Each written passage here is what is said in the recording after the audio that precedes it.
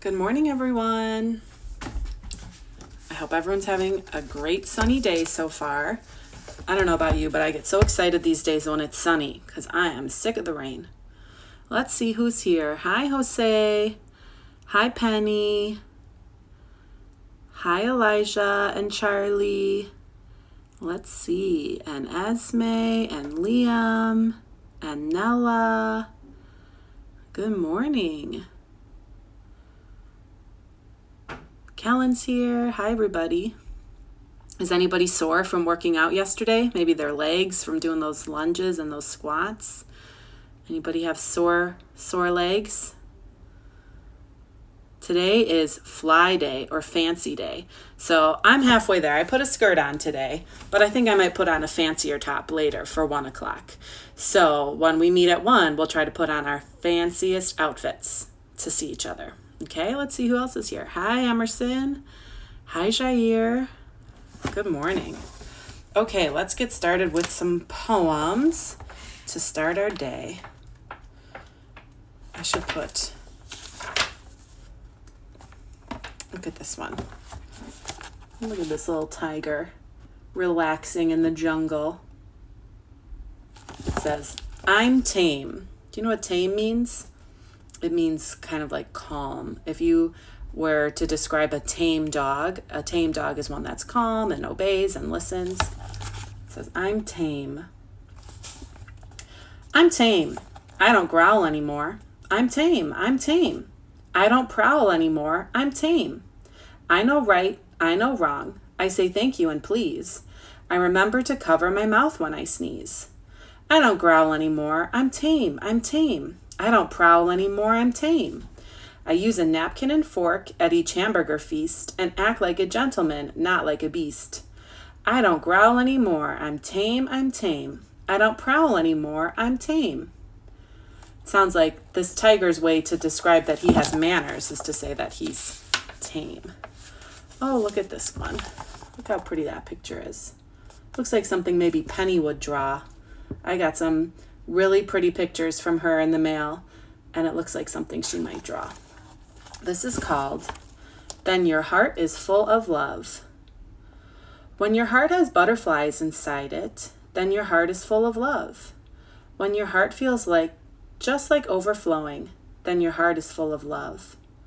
Love is fragile as your tears. Love is stronger than your fears.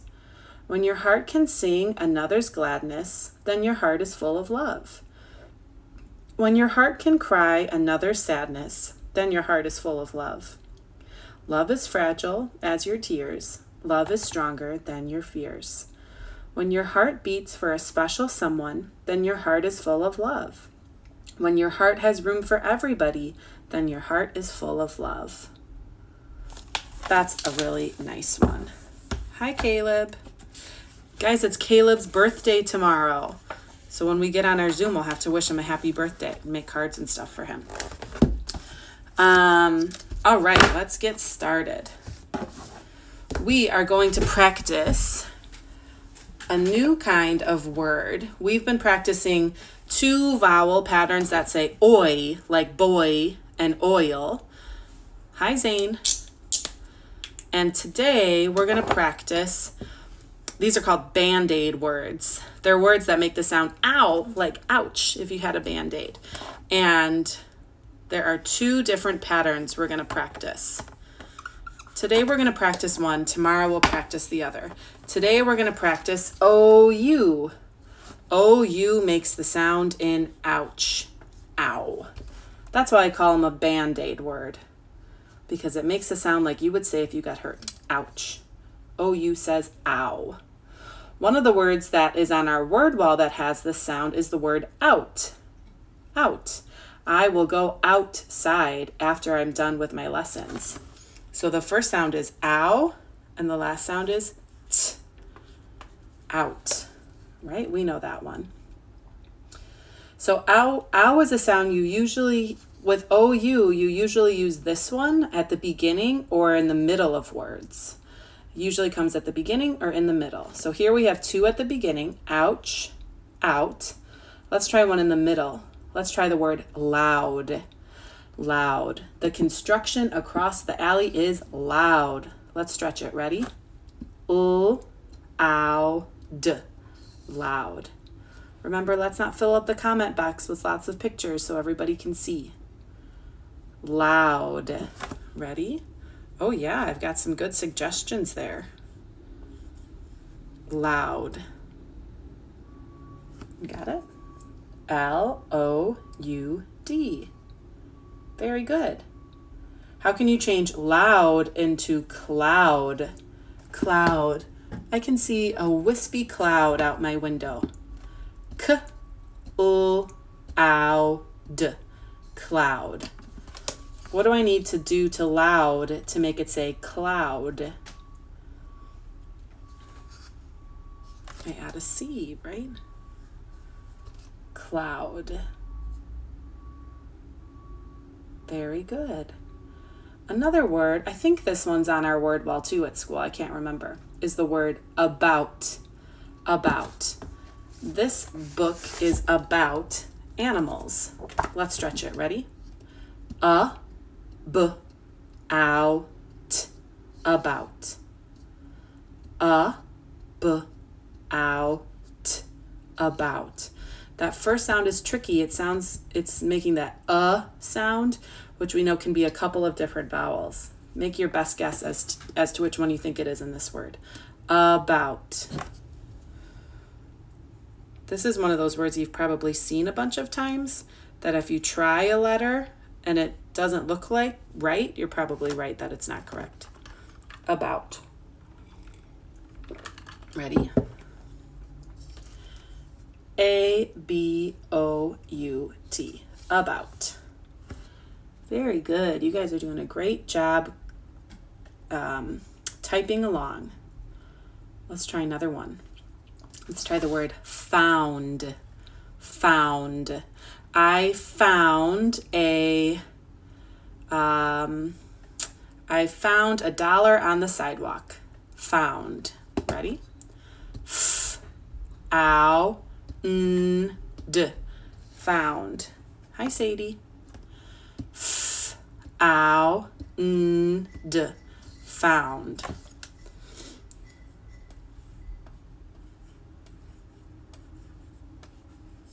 Found.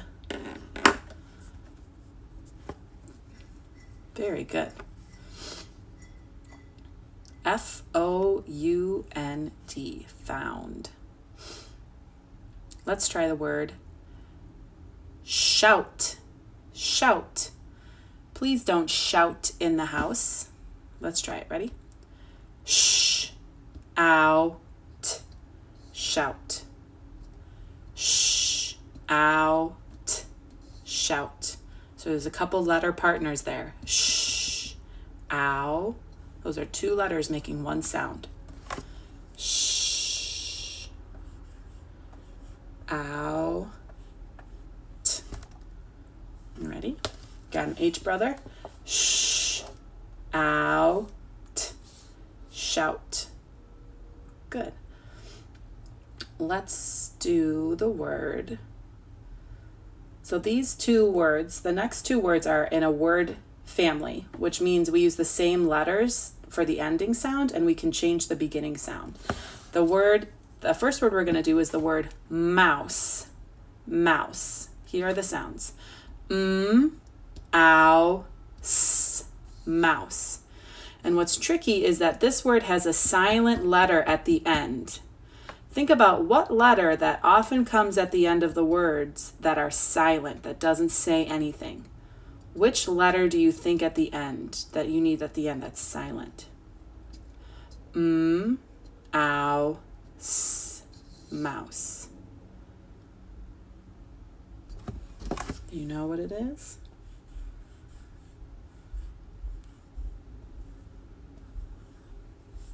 What letter do you think you need? Let's see. Oh, we're close. There's a silent letter at the end. What letter is usually silent at the end? E, right? That's a silent letter we have a lot. So a lot of you had M, ow, s, and you were right. Those are all the sounds. But this is a rule breaker and has an E at the end. Mouse. And another word that has the same pattern is the word house. How can you change mouse to house? How can you change mouse to house? I take off the M and I change it to an H. Very good. House. Very good. We'll practice the other ouch sound tomorrow, but before, let's write a sentence. Okay, ready?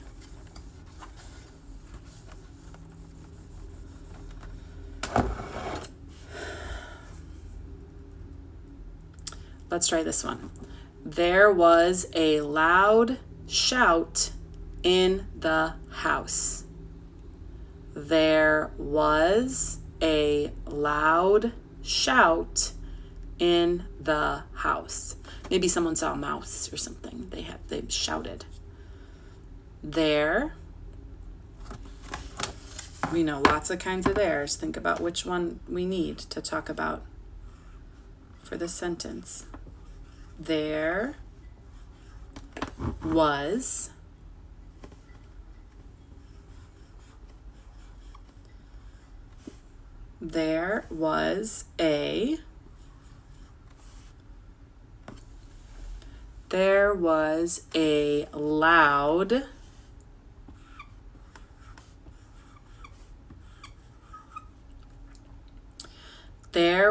a loud shout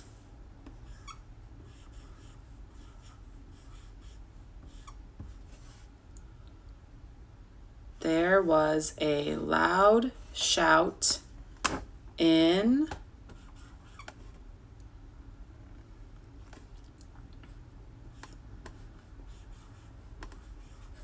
There was a loud shout in the house. Think about how we spelled mouse to help you spell house.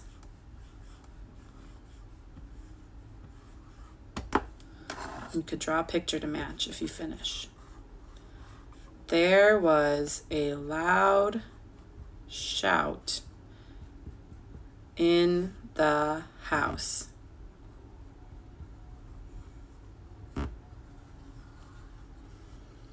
There was a loud, loud shout, out in the house.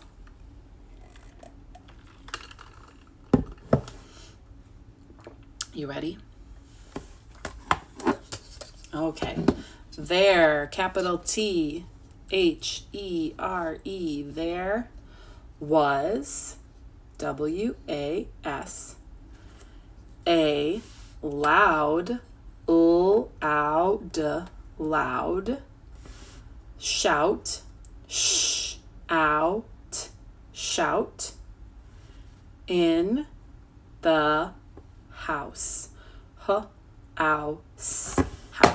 And I'm realizing this really should be an exclamation point, because usually if they're shouting, something exciting or something would make you say it with excitement in your voice. There's a loud shout in the house. You'd probably say it like that. Very good. And I drew a little house and someone's saying, eek. Because in my mind, they saw a mouse and they're shouting. There was a loud shout in the house. Very good. Kiss your brains. You did a great job. Okay. We're going to practice some more tallies today so that we can get really good at that. Okay? So I have a couple different things to tally. Let me get them. Today,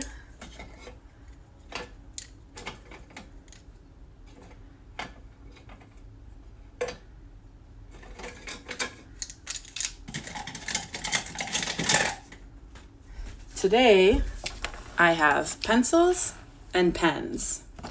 Pencils and pens. to tally. And so when I'm making my chart, remember, I have to put some words on there so that I know what this chart is. If I look at this piece of paper and it just has all these tallies without any words to tell me what's what, I don't know what the tallies are for. So I have to write my title, writing tools,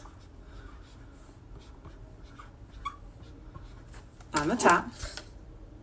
And I have two tools. I have pencils and I have pens, right? And so I like to draw a box around it like this to keep all my information inside. And then I draw two sections for my pencils and my pens. Ready?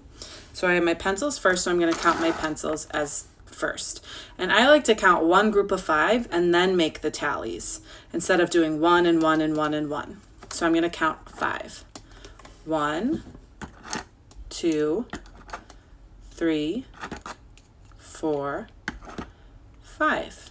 So I can make 1 set. And now I have to separate those from the other group so I make sure I don't count anything twice. 1, 2, 3, 4, shut the door. Now let's see how many I have here. I have 1, 2, 3, 4, 5. I have another group, but I have 1 left over. So I'm going to put that over there to make sure I don't forget it. So I'm going to do 1, 2, 3, 4, shut the door, and I have 1 left. So now I can see that I have 5 plus 5 equals 10, and 10 plus 1 equals 11. So I have 11 pencils.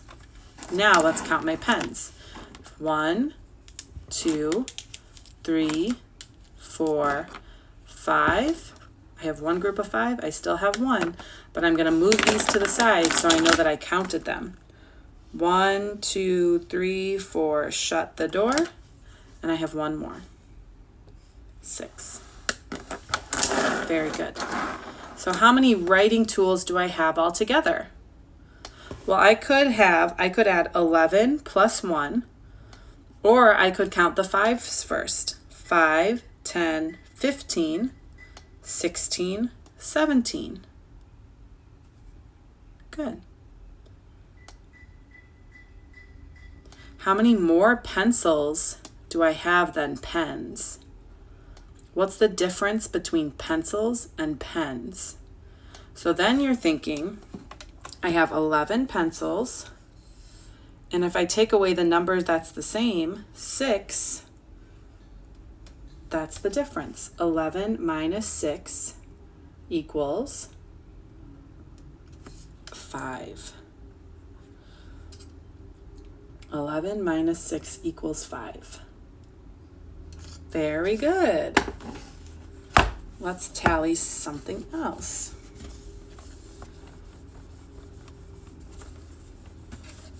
Let's see, what else can we tally here? Put my pencils back.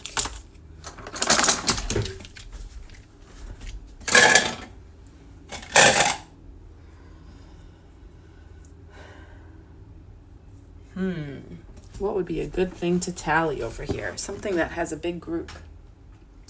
Let me see.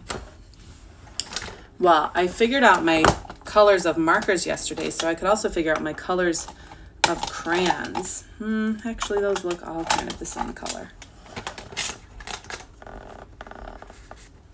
Let's see.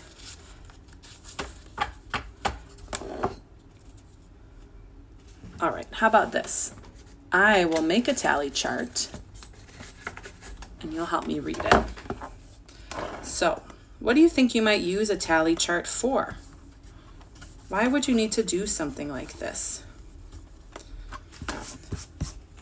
So, a lot of times you might do something like this if you were maybe working at a festival and you wanted to keep track of how many tickets were sold. Maybe you had tickets that you had to buy for food and tickets you had to buy for rides. And if you were in charge, you'd want to know how many of each ticket people bought. So you might have a chart that looks like this.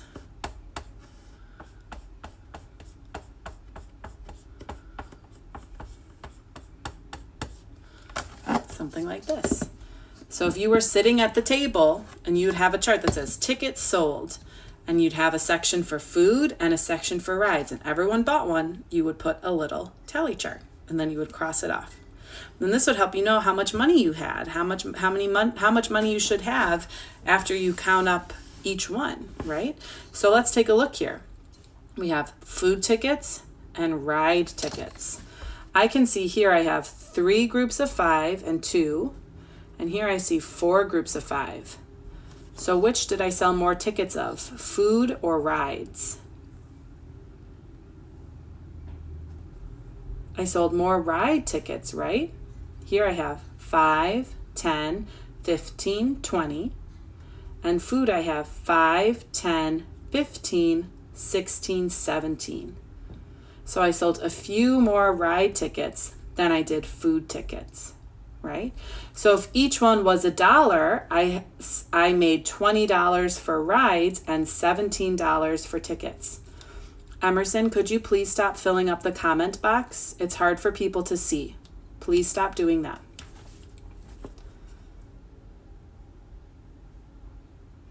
Okay, so then we can figure out all kinds of things. If everything was $2, then you'd have to count each one 2 times to see how much money you made from those. Good. Let's try. So that's what your IXL topics are this week. When you go to the ones recommended by the teacher, there's ones about tallies there. Tomorrow we're going to learn how to read a bar graph. And of all the ones that we've learned so far, bar graphs are the ones that you'll see most often when you're adult. A lot of times you see them on the news.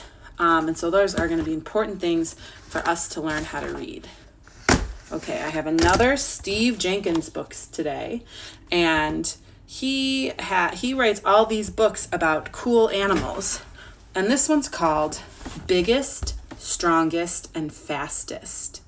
So to survive, some animals are bigger than others, they're stronger than others, or they're faster.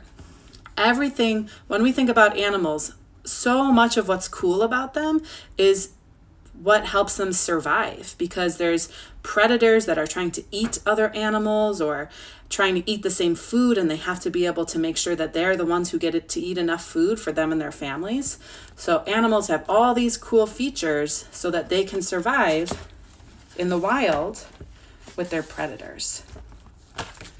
So here it says, animals live all around us. They crawl, walk, run, hop, swim, and fly. Some animals are too small to see without a microscope. Others, like the blue whale, are bigger than a house. There are animals that move as fast as a car and animals that would need a half an hour to cross a room. Here are some of the biggest and smallest, fastest and slowest, strongest and longest animals. They are the record holders of the animal world. Let's see what we got here. The African elephant is the biggest land animal. And so remember how I showed you before that sometimes they draw something that's called to scale? Well, this is the size of an adult, probably someone as tall as I am. Look at how big this elephant is compared. So big. It says the largest elephant ever measured was more than 13 feet tall and weighed 22,000 pounds. An African elephant eats over 300 pounds of grass or leaves every day. Wow. Some basketball players are almost 7 feet tall, and so that would be like almost 2 basketball players, one basketball player standing on another basketball player's shoulders. Wow. The strongest animal for its size is an ant. What does that mean? It means this. An ant can carry 5 times its own body weight. A strong man can carry something that weighs about as much as he does. So if a human's really strong, it can carry something that weighs about as much as he does. But an ant can carry 5 times as much as he weighs. That's a very strong animal. insect. The tallest animal is a giraffe. Look at this. It says, male giraffes grow as tall as 19 feet. The females are a little shorter. With their great height and their flexible necks, giraffes can eat anything that other grazing animals cannot. Remember, they have that black tongue. So they live in a place where there's lots of small animals who are eating the grass off the ground. And so that they have the right food to eat, they eat way up top where there aren't other animals that can go and reach those leaves. The blue whale is the biggest animal. Look at this.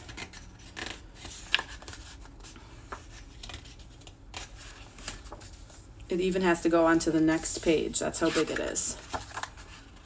It doesn't even fit on 2 pages.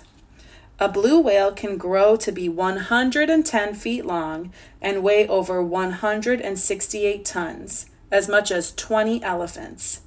Even the biggest dinosaur was smaller than a blue whale. Look at how, can you even see the person? Look at how tiny the person is. That is one big creature. The Etruscan shrew is the world's smallest animal. It could sleep in a teaspoon. From the tip of its nose to the end of its tail, this shrew is only 2.5 inches long. It weighs about as much as a ping pong ball. Wow. That's little.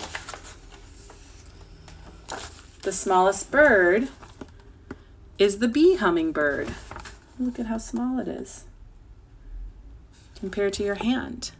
The bee hummingbird is an acrobat flyer that is only 3 inches long. It weighs 1/30th of an ounce. That's less than a dime. Wow. The sun jelly. Look at how long these tentacles are. And they're even on this page. The sun jelly is the world's longest animal. Can you see the tiny human there? Look at how long this thing goes. Wow. I'm not sure I'd like to encounter that in the ocean. Sun jellyfish have tentacles over 200 feet long. They drag these poisonous filaments through the water to stun fish, which they then catch and eat. Holy cow. The largest kind of spider is the bird spider. Oh boy, look at how big it is. It's as big as your hand. Yikes. The bird spider measures almost a foot across and has a poisonous bite. It spins a very strong web to trap the birds and large insects it eats. Oh my goodness. The cheetah can run faster than any animal on Earth. Look, it says here. A cheetah can reach speeds of over 60 miles an hour, but only for a few hundred feet. When it chases another fast animal, such as an antelope, the cheetah must catch it quickly. So 60 miles an hour is about, if you drive on the highway, that's about how fast you're driving a lot of the time. The electric eel gives the strongest shock of any animal. There's little 5 light bulbs here. It says, an electric eel can give a shock of up to 650 volts, over 5 times the voltage needed to light a standard household light. That is enough electricity to give a serious shock to a horse or other large mammal. Whoa.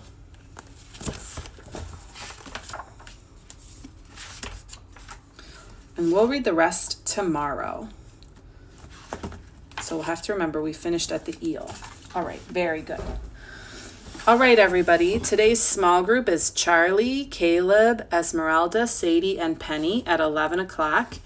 And today is F day for dressing fly or dressing fancy. So at 1 o'clock, if you have a special outfit that you want to wear, it could be a costume, it could be a fancy dress, a tie, anything that is your favorite kind of outfit, you can wear that at 11 o'clock. Or, I'm sorry, 1 o'clock is fancy day.